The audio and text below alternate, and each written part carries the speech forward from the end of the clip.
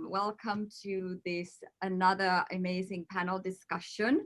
I call it We Are Rising, Parenting in a Time of Crisis. Because the way I'm viewing this is how can we rise above all this? Like how can we I'm always about learning if something bad happens in my life or there's trauma, there's stress, whatever is going on. My intention is always to figure out like, okay, so what can we do to come out of this as a better people, better world, better communities that are more connected and supported. So this is why I'm doing this, and I appreciate so much for you to contribute your time, your expertise so generously. So we'll do quick introductions, and then we are going to jump into the discussion part of the panel. I have some topics prepared. I kind of surveyed my list of people and I asked them, what is keeping you up at night? And I got a lot of feedback for that, and I really want to provide support and resources and information for people who are having a lot of worries and fears right now. So most of you maybe know me. My name is Paula Kettula. I'm a licensed clinical social worker here in private practice in San Diego, California. I work with kids and families for the past 20 years. And now I'm doing a lot of things online, like these panel discussions, webinar. I hosted the Becoming a Peaceful Parent Summit in the beginning of this year. And I'm here to serve. I am in service to families and to parents. That's my life's mission, and my task is that. So this is kind of why we are here, everybody. So let me go through introductions real quick so everybody knows. Linda and Ty Hatfield, welcome. I'm so happy you are here. Good to see you. I haven't seen you guys since the summit. So Linda and Ty, they are founders of the Parent for Parents. There's lots of resources on the website. They do a parenting course and a lot of good information about how to strengthen relationships with your children. And they are authors of an incredible parenting book called The Parent Shift. 10 universal truths that will change the way you raise your children. It's super practical. I love it. I love what you guys have done with that. So welcome. Thank you. Thank you, Paula. Good to be here. Thank you. Excellent. Thank you. And we have Dr. Susan Pollack. She was also one of the experts in my summit. And Dr. Pollack is a long-term student and a teacher of meditation and self-compassion, and she was one of the pioneers really bringing meditation, guided meditation, mindfulness into the mental health field. And Dr. Susan Pollack, I think you had some struggles initially in terms of how this was perceived and how it was, a lot of criticism and judgment around that. So she's a warrior in this field, and she's really paved the way, paved the pathway to a lot of other experts in this field. And she has a great book called Self-Compassion for Parents. So she's here to talk about self-compassion. Welcome, Dr. Pollack. Thanks so much for having me. And I just want to add that no matter how much meditation you have, waking up in the middle of the night. So we are with you. Yes, exactly. Yes. Yeah. And we're gonna dive deep into those things that really keep all of us up at night. Then we have lovely Leslie Potter. Hi, Leslie. Can you wave us so people see? Hi. So lovely to see you. Good to see you too. I love your bright colors and the bright background. So Leslie is the founder of Pure Joy Parenting. So she's really working with parents on how to move from the fear-based to joy-based parenting, and it's really lovely. And she's kind of like the you walk the talk as well, so to speak. Like you really, I love it that you're so authentic and vulnerably sharing about what's going on in your life with you and the struggles you've had with your daughter. So amazing contribution. Thank you. Thank you for having me. Great, great. And then we have Dr. Nicole Libin. Hi, Nicole. Oh, I think you are muted. Yeah. Hi. So, Dr. Libin is a mindfulness educator.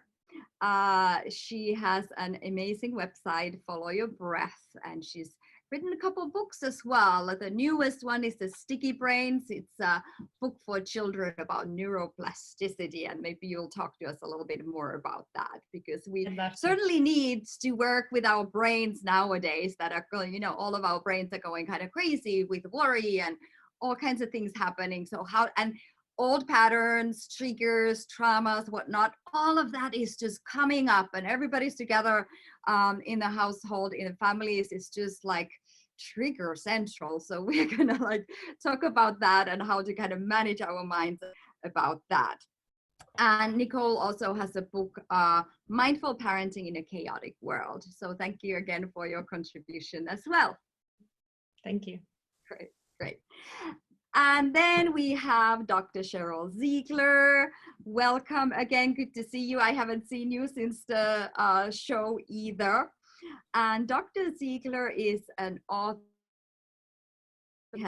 She has a podcast show as well, and an incredible book called Mommy Burnout. So she knows everything about burnout, and she's going to share with us some of her wisdoms. And I really love about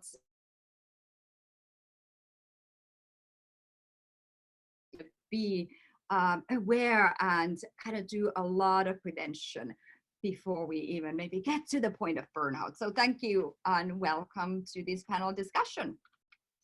Thanks for having me. I'm looking forward to it. Great. Works is we're going to jump right into, we're going to take a deep dive into this pretty vulnerable and raw topic. So I just kind of got this feeling that this is where we get to go with this today. I see there are some questions. The chat is there.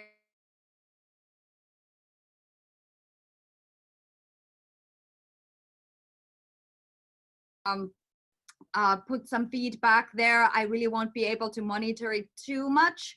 We will open it all up to questions at the end. So kind of hold off to your questions for now, and we will open everything up at the end after we have our discussion first. So I'll bring up a topic and it at somebody, one of my experts. They are going to catch it and they are going to share with us what their thoughts are. So I'm going to start with relationships. So a lot of families are confined between these four walls. There's a lot of, you know, what the feedback I'm getting is just a lot of people's stress tolerance is like this low. A lot of irritability, anger, these outbursts that happen. And it's just a stressful situation to be, even if it's your family, even if you love them. So I'm seeing a lot of relationships and communications breaking down.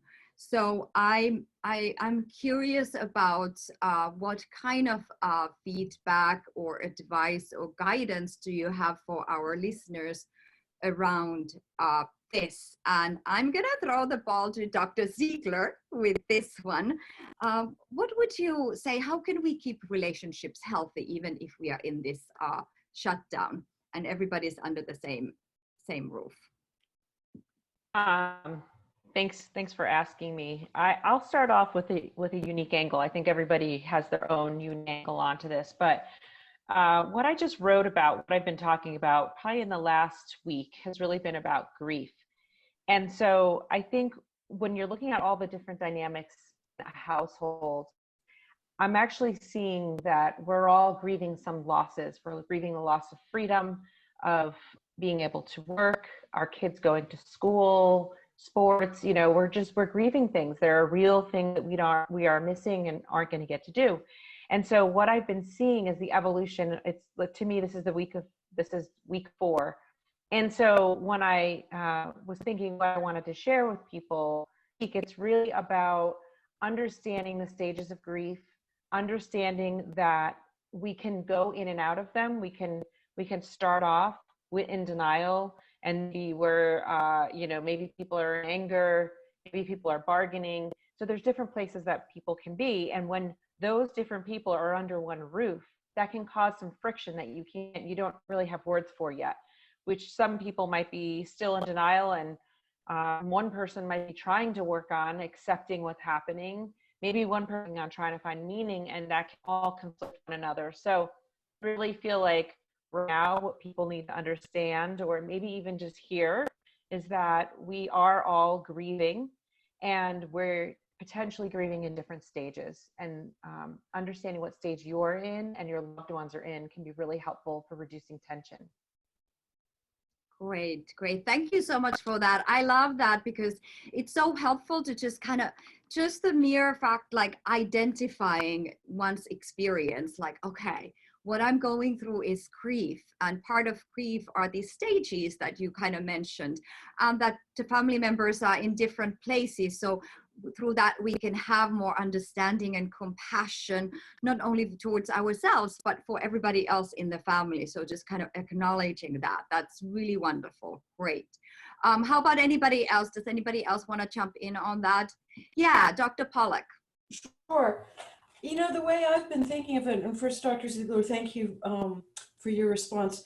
You know how you're on a car trip with your kids, or you were a car trip when you're little, and you keep going, are we there yet? Are we there yet? Well, we're not there yet. When are we gonna be there?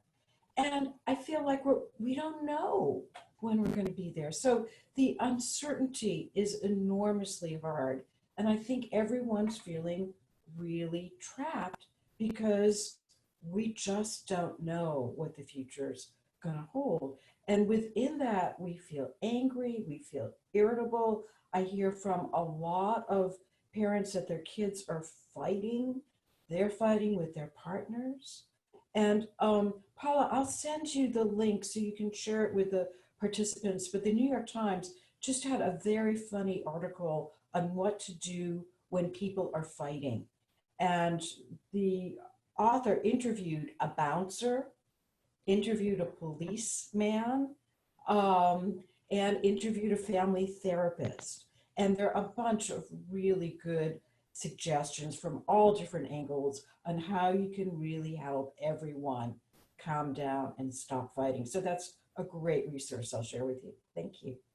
Great, great. Yeah, thank you so much. And yeah, I'll make sure that that resource is shared, like afterwards, when everybody's going to receive a recording, and they will also receive all the resources that these wonderful experts have to offer. But yeah, that unknown, like when are we going to get there? When is this going to be over? What's going to happen? Which is one of the things that came up in my survey, was this worry, constant worry about the future. So what can maybe some tools and strategies for that worry? Because the worry is real. Sometimes we worry about things that are not really that pressing, but right now we actually have a global pandemic. Of course, we're going to worry about it. How can we deal with this worry? Leslie, could you tell us a little bit about that? Like, what are your tools and strategies or mindset about worry? But the way I like to describe worry, I always tell parents, when we're worried about our children, it's actually that we're actually feeling discomfort in what we witness in the external, right? So if we can bring that worry very, very close, that's what I work with, because when I feel worry, it's so great. It's like, I don't want to be here and I want to be over here. So I always like to say, well, who's going to be with the worried one then? Who's going to offer that one kindness that's right here? Right. So a lot of the work that I do around fear and worry is to, what would it be like to bring it really, really close? Why? Because it's here. And to offer it this deep, deep kindness, because it's here. Like, that's what we can do with it, instead of like fantasizing about, I don't want to be here and I want to be over here. So if we can really come into that present moment, because often when we get triggered, as most people know, it's the younger part of us that really is scared. So what's it like if we could just take that moment to bring that fear really, really close into our hearts and just to honor it and to offer it? Like I say, I like to wrap mine in a blanket of kindness right in that I love moment. that. Mhm. So that's what I'm continually doing during this time. Yeah, beautiful. Because the reality is that it is there, you know. Yeah. When So it arises, it's here, right? it's right. So that acceptance and surrendering, and then what it kind of reminded me of this saying that what we resist persists. So if we resist worry, it's likely to be more powerful. It's likely to have like a stronger hold on us. So then bringing it close with kindness and compassion is the one great way to manage worry. How about anybody else? Would anybody else like to jump in on this? Okay, yeah, Linda, Linda and Ty, and then Nicole, Dr. Levin. So many parents, as well as us, are feeling overwhelmed and exhausted. And it's that self-compassion, taking that moment for self-compassion and moments of self-care, which can be so difficult right now because our children used to be at school and we might take a little bit of time for ourselves. Now they're with us 24/7. So if we have a partner in the home with us, of course, if we can communicate with them and say, hey, if I could just have 15 minutes to myself and you have 15 minutes to yourself, that can be very helpful. Little bits of self-care during the day, mentally, emotionally, physically, spiritually, that we can grab for ourselves, I think is helpful to get myself back in alignment with me, to get connected back to myself first, so then I can connect authentically to my children. So I think self-care right now is at an utmost high, which this is the most difficult time to do self-care, but we really need to support each other in doing that within that household and have the deepest compassion and empathy for ourselves and our children. And I want to add in one other piece too. I think if you can find even 5 minutes for special time with one-on-one time with one of your children, or what we call taking them on a one-on-one date, which a one-on-one date is going to look very different than it has in the past. But a one-on-one date could be just a walk around the block with one of our children, or a ride the bicycle around the block with one of our children. But getting that one-on-one time with each child can really assist us in keeping some peace in the home and getting a little bit more cooperation in the home. Right, because it really helps to get that emotional need of the child met, right? When we have this connection, and we know that when emotional needs of children are not met, they are more likely to act out. So yeah, go ahead, Ty. You wanted to add something. I want to follow up with Leslie. I really love the idea of sitting with the feelings of worry. Mm-hmm. And what oftentimes we do as parents will say to the kids, don't worry. Don't be sad. No. So I know you're doing that to yourself too. I shouldn't worry. I shouldn't fret, So we want to acknowledge the feeling in ourselves, and we acknowledge the feelings in our children. It's okay to worry. I see that you're worried about your schoolwork. You're worried about catching the virus. It makes sense that you're worried about that. Right. It looks like normalizing it. Yeah. It looks like you're sad that you can't play with your friends like you used to. You love playing with your friends, and it's a sad time that you can't play with your friends. So acknowledging the feeling that is inside and what you see in your kid, instead of saying, don't worry, don't be sad, this will be over in 2 weeks. A friend of mine shared with me, Vice Admiral Stockdale was a prisoner of war, and he was the leader in Vietnam with the prisoners of war from USA. And the ones that didn't survive were the ones that lied to themselves and said, we'll be out by Christmas, we'll be out by Easter. And so the people that hung in there were the ones that were not locked into a date. So if we lock into May 1st or Mother's Day, that we're going to be all done, then it's a false hope. So I think that was important too, that I heard.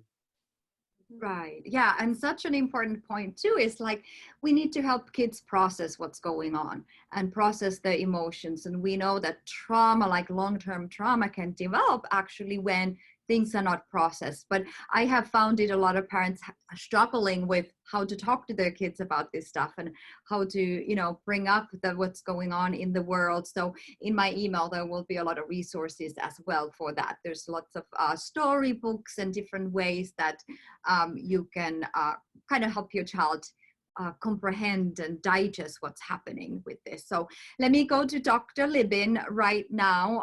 She was kind of next in terms of talking about, did you want to continue from the worry, or whatever you had in mind, please share it with us. Just building on what everyone has said so beautifully. I think so much of our pain, our suffering right now comes from this deep felt sense that this moment shouldn't be like this. I shouldn't be inside. My kids shouldn't be at home. It shouldn't be, shouldn't be losing my job. We shouldn't be feeling how we're feeling. And it's so easy to get caught in that. I'm stuck there all the time. And it's that sense of, the more I think it shouldn't be like this means the more I hate it. It means the tighter my body gets around it. And it's like, we're trying to be okay by forcing ourselves to be okay. And so some of the things I try to remind myself all the time is that it's okay not to be okay, that this is a time of grief. It's a time of crisis. Like, this is not normal. And I get frustrated when anyone, there's the rhetoric of this is the new normal. Like, no, this is crisis, and it's okay to not be okay. And therefore it's okay to take more time for self-care. It's okay to relax the rules around screen time. And it's okay to not have family dinners because you can't currently stand the sight of your family. You love them, but that's okay too. But just practicing letting this moment be as it is. So as everyone said, right, I'm feeling so frustrated. There's so much frustration right now. And naming those emotions and validating those emotions. They're not nice, right? Like, it's not pleasant, but it's like I'm trying to get rid of something by tightening up around it. And right, this fear, I hate it and I want to get rid of it. And then I just get tighter and tighter, and I wonder why it won't go away. Mm-hmm. So it's this practice of, as has been said, right, this practice of compassion.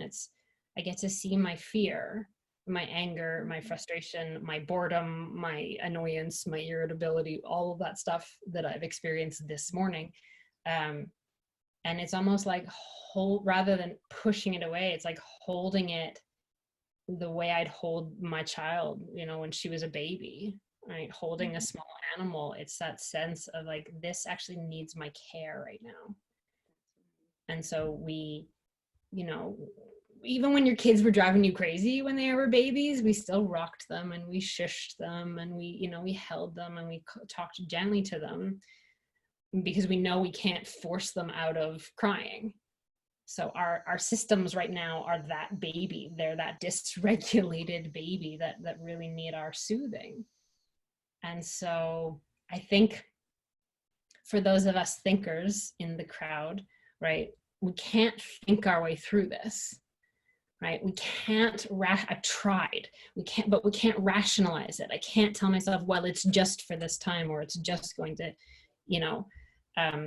so what my body needs and my mind needs is a little bit of care, right? Nothing goes the way we expect it to go.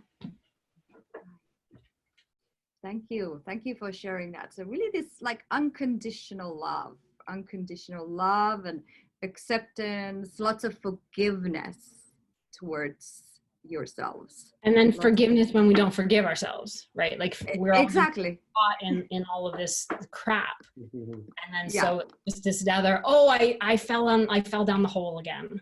Like, I can expect to fall down the hole at least, I don't know, 2,500 times a day.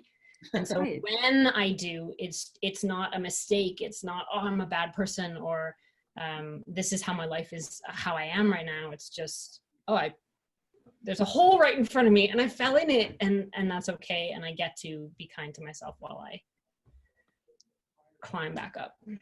Right. So forgiveness is not like, okay, I do it once and now I'm done. It's continuous process, right? There are layers to it because you can forgive yourself like constantly over and over again. And sometimes it's like setting reminders, like even for me right now, listening to the other people on this panel, I'm like, oh yeah, that's what I'm going through. Yeah. I can't remember to do that. So even if it's just like one quote or listening to this podcast or you know, whatever it is, we can't expect at this time. I think it's too much to expect ourselves to be able to do this on our own. Yeah. This is where the support and the community, comes in. Was there anybody else who wants to add to this conversation going on right now before we move on to the next one? Okay, great. Thank you so much. This is really great. And I'm hoping that people are hearing how universal these experiences are. Like, we are all experts. We have this amazing group of experts and we're all experiencing the same thing, just like you. So even if we have, all these tools, information, everybody's still a human being. So I'm hoping that that is a message that kind of you hear as well. So I want to touch upon something that is not very often talked about, parents, and I have a sense that it's really coming up, it's bubbling up right now with all these frustrations. And I kind of get this sense, and a lot of parents don't even say it to me straight up, but I kind of hear it in this subtext, which is like, you know what, sometimes I just don't like my kid. You know, they are acting like a little brat. And I just really, I don't like my child. They are terrible. And sometimes parents even getting to a point with so much stress and losing their cool and everything, like there could be even thoughts or there's a fear like, okay, what if I lose control and I'm going to do something to hurt my child? So I want to talk a little bit about that and kind of shedding some insight into like, how do I cope with that when there are thoughts about, you know, I don't like my kids, and then there could be a lot of guilt and a lot of other feelings that come from that. So let me throw this ball to Dr. Okay, Leslie's ready. Okay, me. Okay. I'll throw it to Leslie and then everybody gets a turn. So yeah, Leslie. Yeah. Well, I love this what do you because say? it took me so long to recognize that it wasn't that I didn't like my child, I didn't like how I felt. Right. Mm-hmm. And so when I projected it out onto my child and my child became the location, it was easy. And that's when I felt so much guilt and shame, you know, because how could I not like my child? But it was really that I didn't like how I felt when I looked out and my child was behaving a certain way or doing something that I didn't like inside of myself. All these feelings came up. I felt so vulnerable. So during this time, what I highly suggest for myself and everyone is, you know, to let love lead right now, which means we get to be with our vulnerability. And that's really scary for so many of us. We've organized our life so much not to be vulnerable, right? Especially as parents, conscious parenting, and I've got to be together and I've got to do this. And it's so incredibly hard to be kind and loving to those vulnerable feelings that are coming up. So instead of thinking, you know, I hate my child, just ask yourself, when I hate my child, what am I actually feeling inside? Right.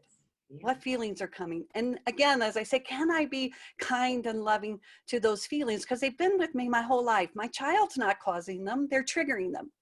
But most likely those feelings have been with me since I was a wee one.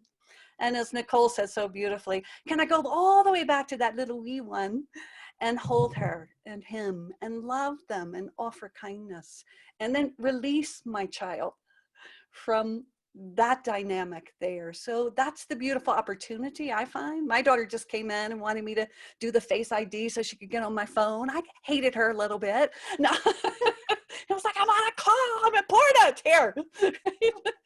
But I really didn't like how I felt, because I was like, ooh, I felt a little anxious because people are gonna be watching, and you know, that's that. So I just did this, and she was hilarious. She was putting the phone through the light and trying to do it this way, and it wouldn't take my face, you know, because it was a Face ID. So just kindness to myself. Kindness. And Yeah.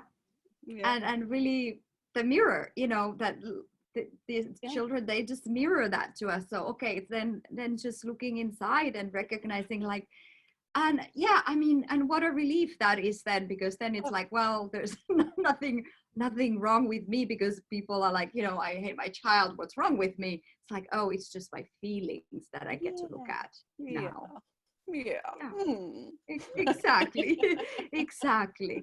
How about Dr. Can I go to Dr. Ziegler, and then we'll go to Nicole and then Susan, because Cheryl, you talk a lot about the mommy burnout, and have you noticed this kind of part of this process also getting like very short, very irritated with your child, and how does that manifest in that burnout?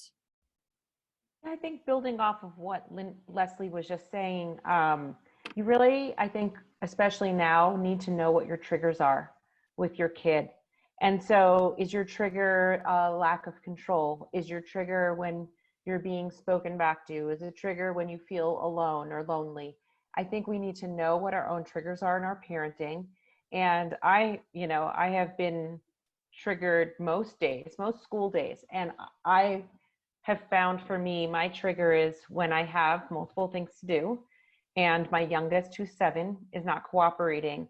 It's like I have a very short fuse for that, right? Because what I'm really thinking is, well, what gets triggered in me is, I don't have time for this. And then what gets triggered underneath that is, I'm overwhelmed. And so instead of fighting that, I've learned that I need to model what it is I'm trying to teach them, which is a lot of breaks. I take a lot of breaks throughout the day over the past month, and I'll verbalize it out loud too. I'll just say, you know what, this conversation isn't going that well right now, or I don't like the way you're talking to me, and I don't want to say something back that I'm going to regret, or whatever I say. But basically, I say something and I take a break. And that might mean that I go and get something to eat. Maybe I'm hungry, or I haven't drank very much today, or I've been just snacking all day. If it's nice out, I've said plenty of days, I'm going on a 20-minute walk by myself and I'll be back. And I know not everybody's kids are of the age where they could do that.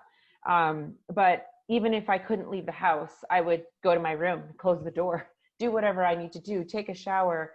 I'm fortunate to have, a Peloton here. I can work out, just something. You don't need to have anything fancy. But it's a twofold process. First of all, it's genuine. I know what my triggers are. And second, it also models that when under times of stress, this is what you do. You don't start yelling at each other and start fighting. That's the easy route. The harder thing is to say, wow, I feel it within myself. I want to yell, or I'm going to, I want to slam something down. And so that's a clue or a cue to my own body that I need to do something different right now. So I feel like this is that opportunity to actually model day in, day out, how to manage stress and how to regulate yourself.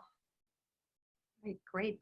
Thank you for sharing. Really like an opportunity, because there are all those triggers. It's also like the harder things are, the more opportunity for growth there also is. Like, imagine when we get through this, we're going to come out of this as individuals who are stronger, because our strength has been tested to the limits.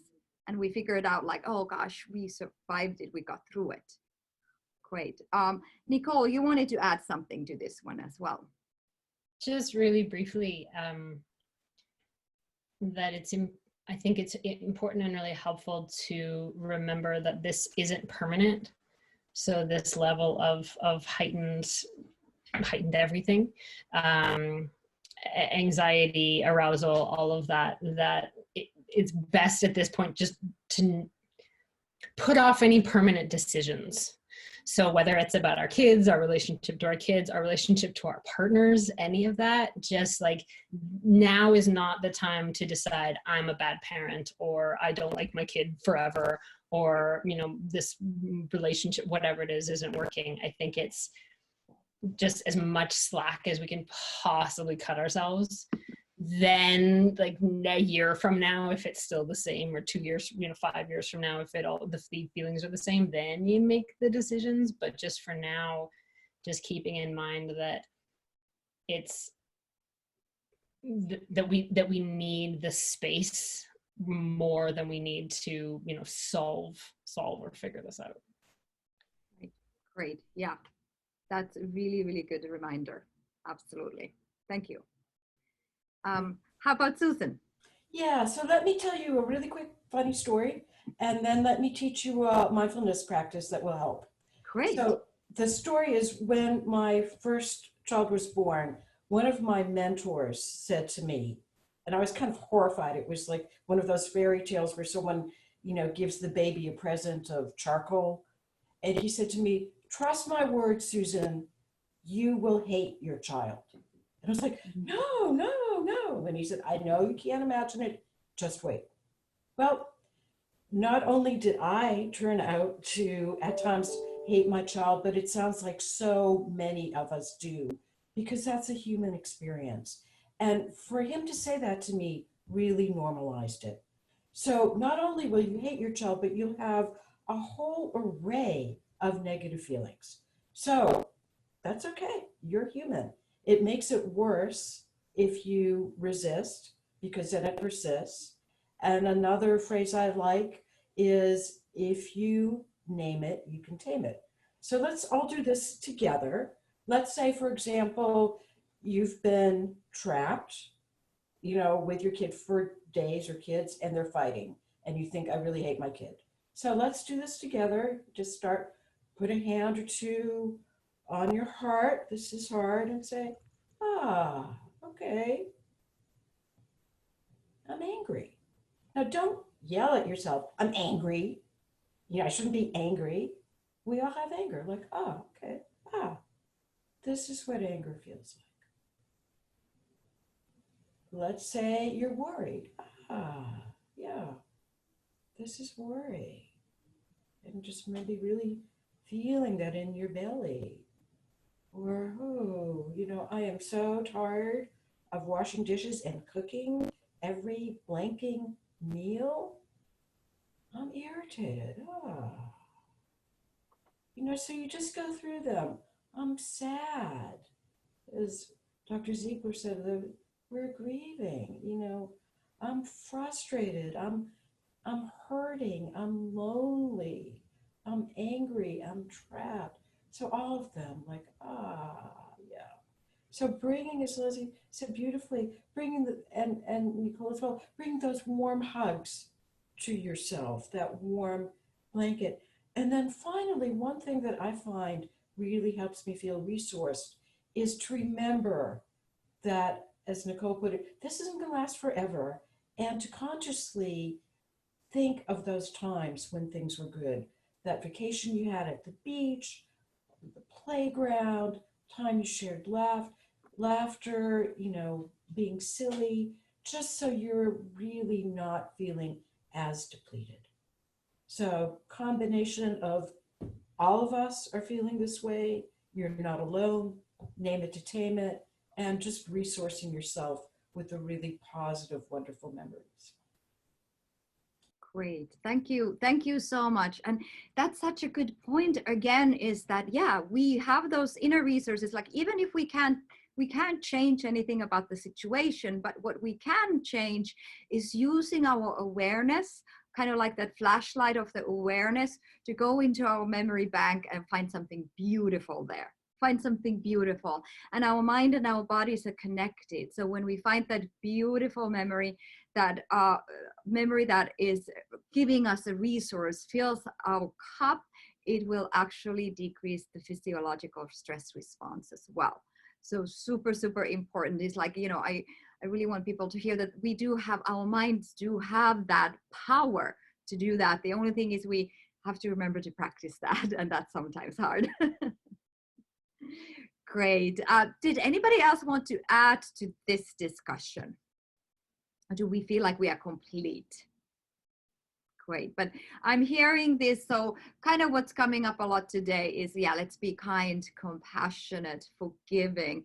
Let's bring these feelings close to us and be really, really understanding about our emotional experiences and what we're going through. Great. Let me take at least one more topic before we jump into a Q&A. Okay, so I have a couple options here. Let's do this because this has been coming up a lot, which is has to do with teenagers. So what I'm hearing is happening with teenagers is they are withdrawing and they are isolating. They are stuck in their rooms. They are stuck in their screens. They are not getting up until like 2, 3, 4, 5 o'clock in the afternoon. And a lot of parents are worried about that, and they feel like, you know, the teenagers are just kind of slipping into, you know, this world of isolation. So what are some ideas for parents to kind of manage and handle that situation? And maybe I can have Linda and Ty get started with this one. What advice would you have for parents who have teenagers and they're experiencing this isolation and withdrawal right now? Well, you can follow up with me, but I think having a structured day is helpful. You know, to sleep in it till 2 or noon is probably not helpful for the family as a whole. So Linda is always great as a mom to have structure in the family. So with little ones, we talk about having charts to show what's going to happen for the day. And I think with teenagers, you could do the same thing. Do you agree? Yeah. I do. One interesting thing about teenagers, which I think the panel could speak on this even better than I can, is with teenager sleep patterns, the school system really goes against that, the public school system, because we know that teenagers, their melatonin sets in later through the teen years, so their bodies are telling them to go to bed later naturally, but we're telling them to go to bed earlier because they have to get up at 6 or 6:30. And so that piece was kind of set in place for us through the public school system. If you're homeschooling, it looks different. So now it's almost like we're all homeschooling, and our teenagers are following what their bodies are telling them to do, which is to go to bed earlier and get up later. So I think that's becomes the difficult part, or that becomes the problem. So of course, with our little ones, you can make the routine and the structure and the organization and the charts and really follow that school day as closely as you can. And with our teens, it becomes more difficult because of that. So I really believe that if we have as deeply as connected relationship as we can with them, work on the relationship with them, keep the authenticity up, that it helps create a container, at least for the conversation around maybe what we call creating an informal win-win or mutual agreements on what your day can look like. We also have what we call a formal roundtable if that first win-win doesn't work. But I would like to empower my team as much as possible through conversation so that they can create a day that works for them and that it works for me too. Win, win, win. Win as your parent, win as the team. And so, but that only occurs when I have a container for that to happen in, which would be, again, working on the relationship, or maybe doing a little mini date once a day, a 10-minute, like I said, walk, or, you know, you play a game with them by yourself or something like that. So I'm not sure if I have a full answer on that because it's very, very difficult. However, that's a great starting point because they need as much power and control over their day as much as possible. Right. And yeah, thank you so much for that. And yeah, really starting with the foundation, which is the relationship. If there is no trust and connection, like especially teenagers, they just need to feel understood and heard and seen and all these things. And if they don't have that, we have no influence, we have no power, we've lost already the game. So sometimes parents start thinking about what's the tool, what's the technique, how do I do this? But it's not really about that. It's about that relationship that you can build through the dates and, you know, just listening, generous listening. Because our greatest influence as a parent is in the quality of that relationship. That's our only influence. So we start there. So if we don't have that up yet, I wouldn't worry so much that they're getting up at 4. I'd go back to the relationship and work on that for a few weeks and then re-enter with trying to make agreements around what their day looks like. Right. Great. Did you have anything to add, Ty? Don't give up. Don't give up. Yeah. Say, okay, go to your room and play as much video games as you want. You have to have some structure. Yeah. You have to have some limits. Video games are super addictive, and you're going to create a bad habit if when this is over, they're just addicted to video games. So you do have to have some limits to the technology. It's better to have them have more time with their friends, which is good. They can connect, but less time with the video games and other addictive behaviors that electronics can do. Yeah, giving some alternatives. So it's not just about like, don't play video games, but how is that time replaced with something else? Great. Let's go to Susan and then Leslie. Okay, I just want to say I've been through the mill, having raised 2 teens, and glad to say I've learned a lot and have some gray hair because of it as well. But in terms of this time, one thing I would suggest, just because it's so hard on everyone, is really trying not to just be self-compassionate, but have some compassion for your kid and really be positive and brainstorm with them. Okay, what is it you like to do? Because if we look at the positive here, this is a chance to really be together, learn from each other, have fun together, enjoy each other. And I was recently watching the movie Little Women, and there's this great scene where they're putting on a play, you know, and I was thinking like, oh yeah, I remember doing that, and it was so much fun. Or putting on a musical. I was just reading about this teenager who put together his own hip hop, you know, sensation, which has been amazing. Or another teenager who put together this dance, excuse the expression, that has really gone viral. So what is it that your kid really loves to do?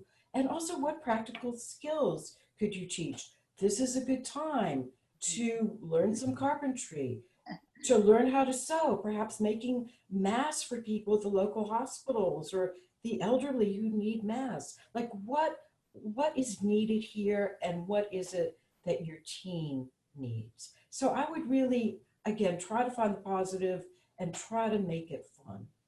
Yeah, great. And really following their passion, helping them find their passion, supporting them in that journey of helping them follow their own passions. Great. Okay, how about Leslie?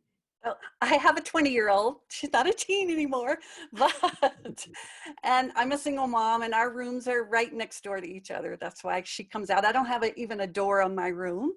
So what I want to let people know is that when I really attend to myself, I tend to have a tendency to be very engulfing when I think I know what's good for my teen, and I think what she should be doing this time, and I want to do all these things for her, and why don't you do this, and why don't you do that? And then she slams the door, and then I go back into abandonment. It's like, oh, I feel so rejected. I feel so wounded by my daughter. So I found when I could really center in myself and really recognize what Linda and Ty were saying, that relationship is my gift. So I want to teach people, if you don't have that really strong relationship with your child, especially your teenager, it's not great to go and knock on their door and go in their room and tell them everything that they're not doing, how they're addicted, how their computer's fucking up their brain, messing up their brain, how their room is a mess, how you're disappointed in them. That is not going to build relationship. Your child will slam that door, and they should, right? So until we get clear inside of ourselves and really decide that we are adults, I had to work with my feelings of rejection so I could show up as an adult. Then I go knock on the door and I wait for my daughter to invite me in. And my daughter does invite me in now because I have a relationship. She knows when she opens that door, I'm going to have a smile on my face. I'm going to say, honey, what are you doing? What are you up to? You've been in there a long time and I'm missing you. And I want to come in and I want to see what you're up to. She opens the door and I might only get in for 5 or 10 seconds because if I have an agenda, or if I'm pushing or I'm pulling or I'm doing this to try to get her to come out, the door's going to close.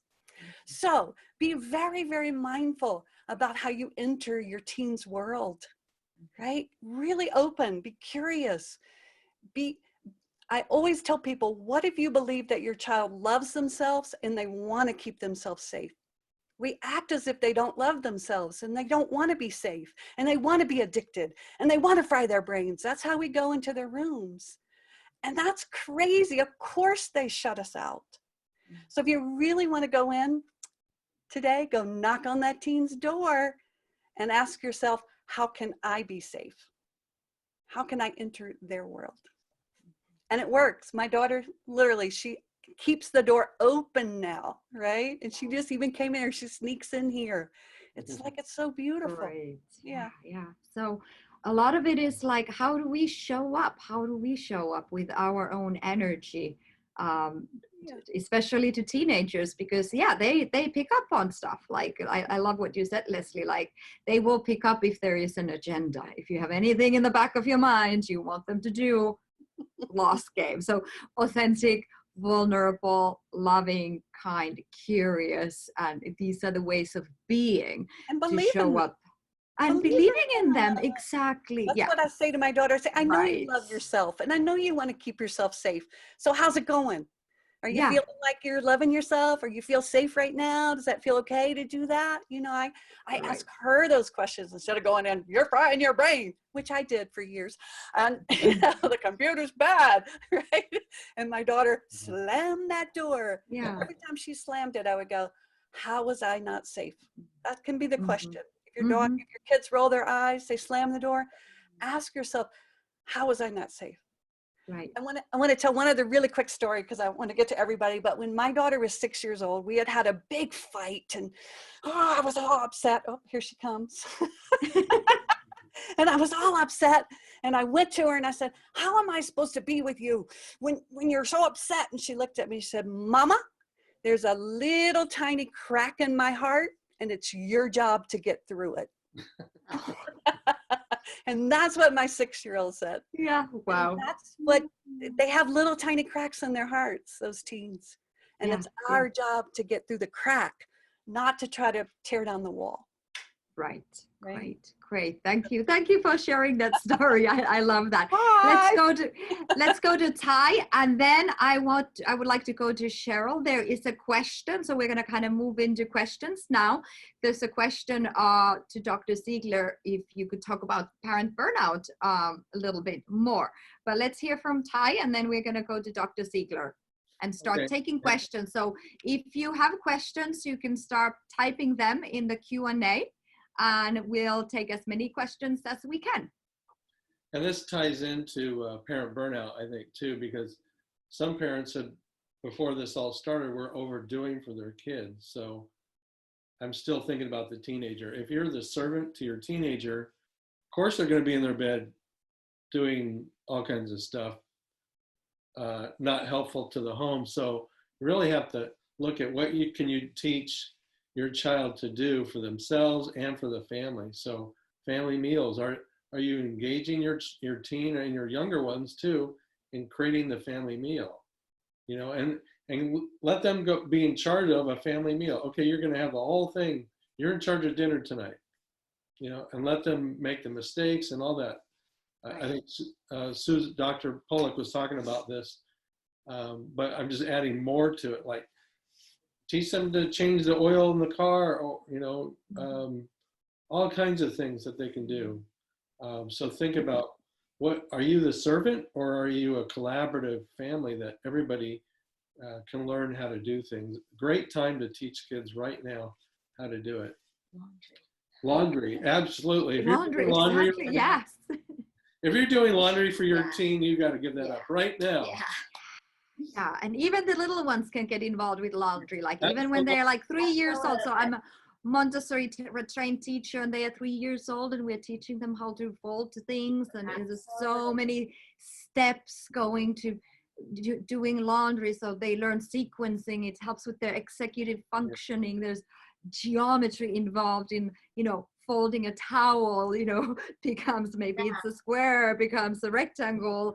I mean, just all over the place. There's lots of learning that can happen with that. So yeah, thank you for that. So I Dr. just Ziegler. want to say one thing about Leslie. Maybe you heard your daughter say this. This isn't pure joy parenting. Yes, because we heard Yeah. you're not parenting from the We're heart. like, you're not Yeah. parenting from the heart right now. Exactly, right? Darn it. Yeah. Yeah. Okay.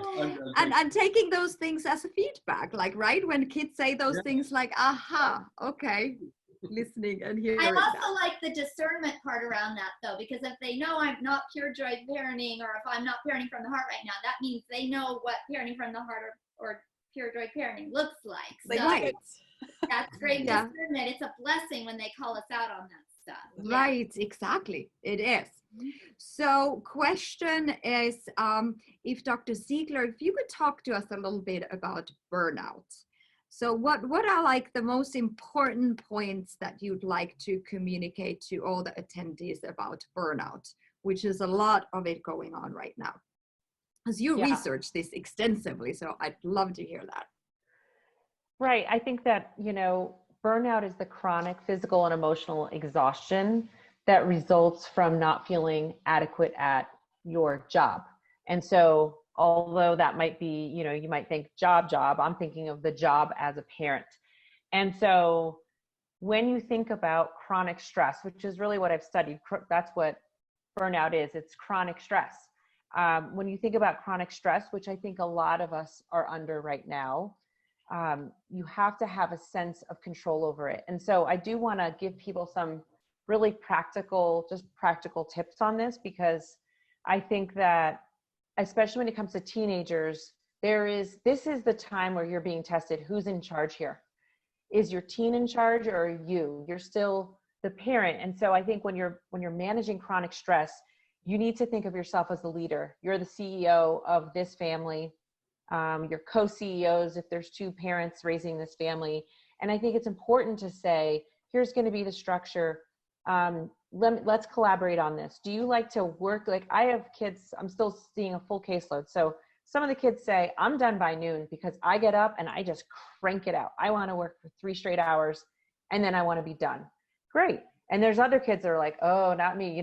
They want to work for 30 minutes. Then they want to play for 30 minutes. Then they want to eat. Then they want to do something else. And so I think this is a unique opportunity when you're thinking about managing all of the stress, which is to say, you don't have to do everything yourself. You do not have to have all of the ideas. Nobody has ever been through this before. So there's no playbook on this. The only playbook is, how should I manage my stress so that I can help everybody else manage their stress? And so that is like probably the core essence of the book, Mommy Burnout. And what I talk about when I talk about burnout is, you as the adult/parent come first. So every morning, put that oxygen mask on first. And then you have the resources to get creative and playful and humorous with your teen or your other kids around, what's today going to look like? Maybe yesterday they cranked it out all morning, and today just feels totally different. Well, that's an opportunity. So I really just say, somebody had asked a question about, structure and times to get up and all of that. I think that thinking of yourself as the leader of this family means put yourself first, gather information, have daily family meetings. And what I've been telling people is, over communicate right now. Just communicate, check in. You should do a check-in at least in the morning and at night. The morning, how'd you sleep last night? How are you feeling? What are you looking forward to today? What are you not looking forward to today? Do those check-ins with both yourself and your family as a way to start getting your day structured. And For people who don't have, social media or technology contracts, this is a great time to revise or even create those kinds of agreements with each other, because it is going to look a lot different, a lot more lax. So I think everything from family meetings to taking care of yourself first to really making sure you're over communicating about things. And I couldn't agree with Ty more. This is absolutely, if you have even 10 years old and above, they really need to be helping out in the house. And I think when you've got good reserves inside of you, you're comfortable asking that. Doesn't mean you're weak or you're overwhelmed as a parent even. It means you're really pooling your resources the way you would if you're the CEO, you're not doing everything yourself. You're distributing all of the responsibilities. So I think it's really important to think about the age of your kid and what they can be doing. And that's home economics. In my house, that's called home economics. And that's how they are contributing and helping out. Great advice. And I love it that you make it so practical too. So really giving people ideas on how to do this at the daily check-ins, communicating, what questions to ask. Thank you so much. Does anybody else want to say something about this? Anything that comes to mind before we take the next question? Okay, let's take a couple more questions here. Let me see. This is about homeschooling. So children, my son who's 8 is finding it hard to have me as a teacher. He doesn't like it if I make suggestion or try to help him with his work. He gets angry and frustrated. I don't know whether to persist or give up with schoolwork, take a break or try and do it in a different way. Who wants to take this one? Homeschooling help. Help for homeschooling. I guess Okay, Linda, go for it. And then let's. No, I taught elementary school for 6 years. I had everything, first, second grade, fourth, fifth grade. I had special ed for a year. So, children again really thrive on structure and organization, and they know what to expect. And I taught public school, so as a public school teacher, I really knew that the children thrived on routine, and that if I wasn't there, that classroom could even run without me. As an adult, it gets challenging because it's always the same thing every day in the same order, but children like knowing what's coming next. They find great comfort and safety in that. So again, I would really sit my 8-year-old down and ask them, you can make a little list. What are all the things that need to get done as far as schoolwork goes? And what do you want your school day to look like? And make it a collaborative thing so they've got power and control in what their school day looks like. Do you want to do math first, or do you want to do your reading first? Do you want to do your writing first, or, and then how can we make it fun? And in public school, you would sit at a desk and do your math on a piece of paper. Maybe we get out a baking sheet and we pour salt in it, and you do your math with your finger and salt, and then write the answer down. So, or shaving cream, something like that. And of course, reading is a free-for-all. You can read the phone book. It doesn't matter. Reading. So it's really about getting creative and getting out of the typical box of what a school day looks like, and empowering your child again to create their school day and to get creative on how can maybe they do their homework on a trampoline. Maybe they do their homework in the bath, or their schoolwork in the bathtub. Maybe our daughters used to swing on a swing. She's quite kinesthetic and would do her work on the swing. Or maybe they do their work in the car, parked car. But we've got to get out of thinking it's got to look a certain way like it has in the past in the classroom. And children are full of ideas. If we engage them and ask them, how can we make your schoolwork more fun? They will come up with loads and loads and loads of answers, creative answers that we normally would not think of. And there's the buy-in, because if they come up with it, then we're likely to cooperate and do it. Exactly. That's such an important point. Yeah, we need that buy-in. And, it's so frustrating to try to go against the child. We are going to lose the battle all the time if we just go against the child and the way they want to learn and what they want to. And we know this from research as well. We learn the best when we are studying something that we want to study, that we're interested, that we're motivated in at that moment. Yes. Ty, did you want to add something? I think that for the mom, maybe she can just make an agreement with her son that if he needs her help, he will ask for her help. She doesn't have to be hovering over the whole time. I don't know how that looks, but hey, empower him. Hey, when you're struggling with something, let me know. You know, Yeah. and if he's turning it in wrong, the teacher will give feedback and correct him that way instead of her. So she can actually back off a little bit. Doesn't have to Right. manage the schoolwork as much, maybe. Right, going back into trusting the child. Let's trust them. Let's give them the independence. You know, And they at need to have a chance for that too, right? it's a great time right now to make mistakes. Oh, I didn't do this right. Oh, the teacher gives me feedback. You know, Yeah, right. instead of trying to make it perfect, I want you to get this A. Let the child succeed or not succeed, and let them reevaluate and make corrections from there. And she's Right. always available. You know, reasonable between 9 a.m. and 8 p.m. I'm available to help you. You know, Yeah, that's great. what I would suggest. Yeah, great. How about anybody else? Susan, and then Leslie. I just want to add some compassion here because I'm hearing this from so many moms. You know, most of us weren't trained to do homeschooling. We don't know how to teach. So we're thrown in this very difficult, awkward situation. So what I want to say to you is, yeah, I feel for you. You know, we don't have a tool book, here for how to homeschool while you're trying to do your own job. This is really tough.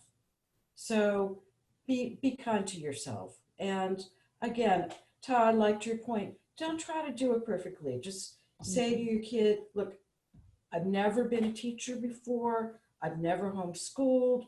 We're all just doing the best we can. And let's just be kind to each other. Right. Yes. Great, great. Thank you. Thank you for reminding us of that. Okay, Leslie. So I'll come from the emotional side because I unschooled my daughter for 2 years. And I like to tell people it's never about what we think it's about, which it was not about the homework. Again, it was about the relationship. And so when I would, have so much an investment, and I think that's what we can have right now because we have a lot of pressure, because the teachers have a lot of pressure. They're trying to be incredible, then we're trying to be incredible. And so we need our children to fit into that. We need our children to be incredible. And again, all that pressure, as I say, then when our children don't do it, we often have big feelings again. I would feel rejected. I would feel abandoned because I created this wonderful thing for my daughter. We were going to go to this thing, we were going to do that thing. All my daughter wanted to do was stay home and be on her computer. I was so crushed. I was so wounded. So I would go into my daughter from that place. I needed her to do it. I was invested emotionally.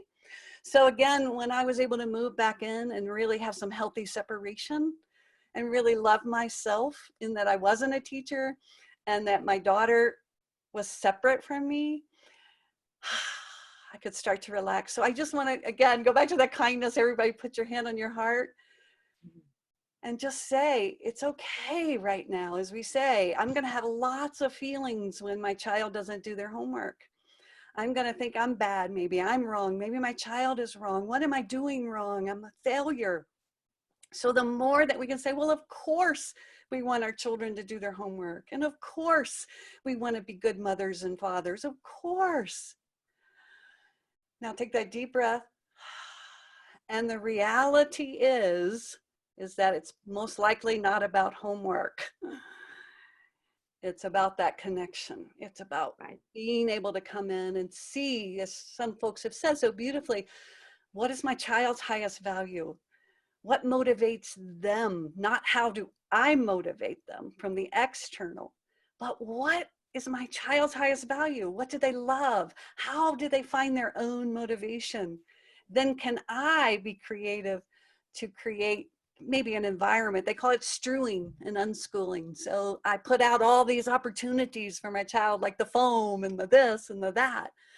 But if we cannot make it so much about homework, it'll take some of the pressure off. So That's my Great. suggestion. And I will let people know that my daughter was unschooled for 2 years. I had the full curriculum. I had everything. My daughter's adopted. So actually this time was for her. She never picked up a book for 2 solid years because this was her time to emotionally regulate. I finally got that. And for my time to surrender my agenda, my daughter took herself back to school in 7th grade and she caught up in 6 weeks. And she was out for 2 years and she never picked up a book. So I'm going to let some people know that. I'm not saying don't pick up books with your children, but sometimes an emotional piece, especially kids with trauma, sometimes just having a downtime, having a time to begin to emotionally regulate, moving back into that relationship so they can find their high value is a great, great opportunity and gift. So. Yes, thank you. Thank you so much, Leslie. Was there anybody else who wanted to add to this conversation? We're going to start wrapping up here. Okay, good. So also for Amy, who had asked this question, I just did talk last week. If you email me, I can email you the recording of that. It was called Secrets to Homeschooling with Ease, with somebody who is an expert in the field, and she had like so many wonderful suggestions for that. So, and then also Emily Zelig and Emily Cheney, you can email me those questions and we will get those answered. Let me see what else was here. Great. Okay. Great ideas. Thank you so much. So whatever questions are left, you have my email. Go ahead, email me those. And I love jumping into my email, reading those emails and getting back to you as soon as I can. You will receive a recording of this and also any free gifts and resources. I think everybody has something to offer. So keep an eye on that email. That has all that information that you need to, just get through this time. So I think our main kind of, if we were to summarize, we talked a lot about the relationship with children, the connection and how important that is. So maybe like Leslie was talking about, it's not about the homework, it's not about that. That gets to be done too, but that emotional social connection is so important. And then one other message that really resonated with me was this holding those feelings close, the self-compassion, forgiveness, and layers of it, abundance of forgiveness right now. Anything else that anybody wants to add to that before we jump off? I would just say that think about what you want your children to think about this experience that's going to be embedded in their mind in 20 years. Yeah. You want them to say, oh, we had this struggle and we got through it together and we became closer and we were a team and we had some conflict, but we really bonded together as a family. Or did things look crazy? My mom freaked out. My dad was a complete mess, I think you got to think about what you want them to think about that as an adult much later from now. Right, exactly. Yeah, what is the memory that we are right now creating for these children? So let's actually go around. So I want to, Linda and Ty, can you say a website where people can get in touch with you and any resources there or otherwise that you'd like to share with attendees? Well, our website is parentingfromtheheart.com, which we have videos and a lot of resources on our website. Also, our book is called Parent Shift, 10 Universal Truths That Will Change the Way You Raise Your Kids. It just came out last May 2019. That's on our website as well. And also, we just created an ebook called Quarantined with Kids. And that I think we just put that up last week, which is filled with, there's a contents that you can look through, but it's developmental stages, 18 months to 18 years, developmental responsibilities. We talked about responsibilities today on what kind of responsibilities can children take on at different ages, how to make things fun, how to make picking up toys fun, how to make schoolwork fun, how to make lots of things fun, even 99 ways to put your child to bed to make it fun. And then we also have how to talk to your child during quarantine. We do a lot with the feeling acknowledgers. And that there's Great.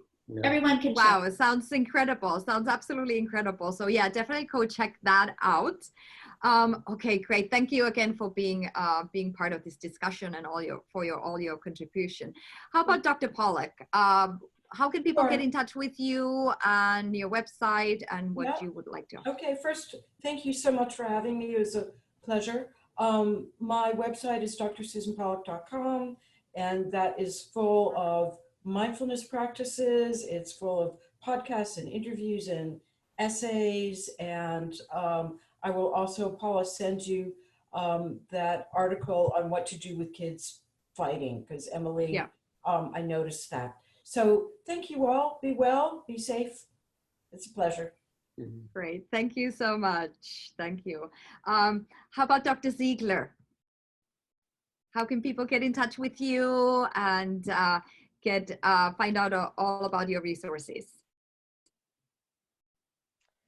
So people can find me at drcherylziegler.com, and you can find the book Mommy Burnout on Amazon or anywhere books are sold. And Dr. Cheryl's Pod Couch is the name of my podcast. And so for the next 3 podcasts are going to be specific to quarantining, and the last 1 or 2 have been as well. So trying to also offer that content in the podcast form as well. And that's available anywhere you can find podcasts.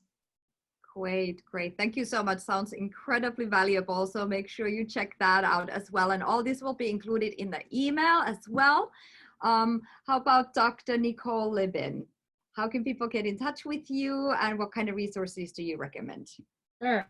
My website is followyyourbreath.com, and there's a bunch of websites, a bunch of resources on there.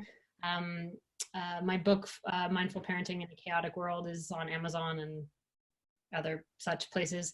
I'm working on a book right now on positive parenting that won't be available for probably till the end of this year, but if anyone's interested in that, I'm happy to share early drafts and that sort of thing.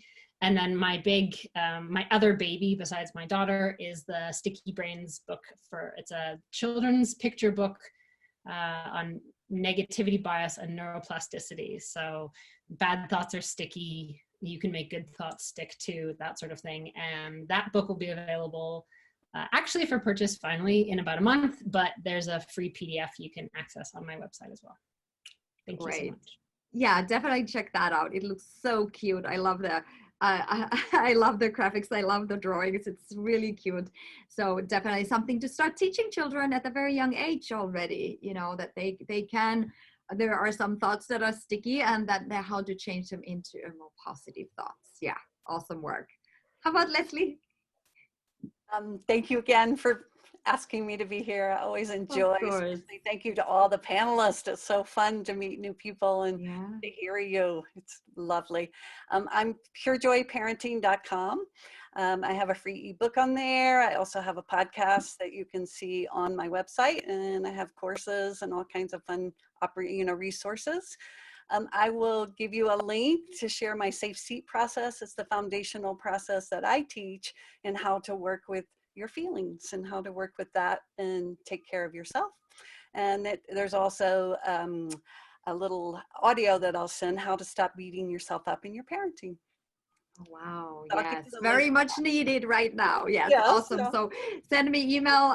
If you haven't already emailed me, email those resources so I can get them out to everybody. And thank you so much. Absolutely incredible generosity, kindness, compassion. I really enjoyed this conversation with all of you. I'm like, it's just like drinking coffee and having a wonderful chat here. And I feel the energy of all the participants as well. We are here for you. Reach out, support each other, lots of kindness and compassion, and really taking care of those feelings, of your own feelings and the feelings of children as well. And we will get through this together. We will rise. Together we rise. Thank you, Paula. Thank you, everybody. Thank you. Thank you. Thank you. Have a great day, everybody. Bye.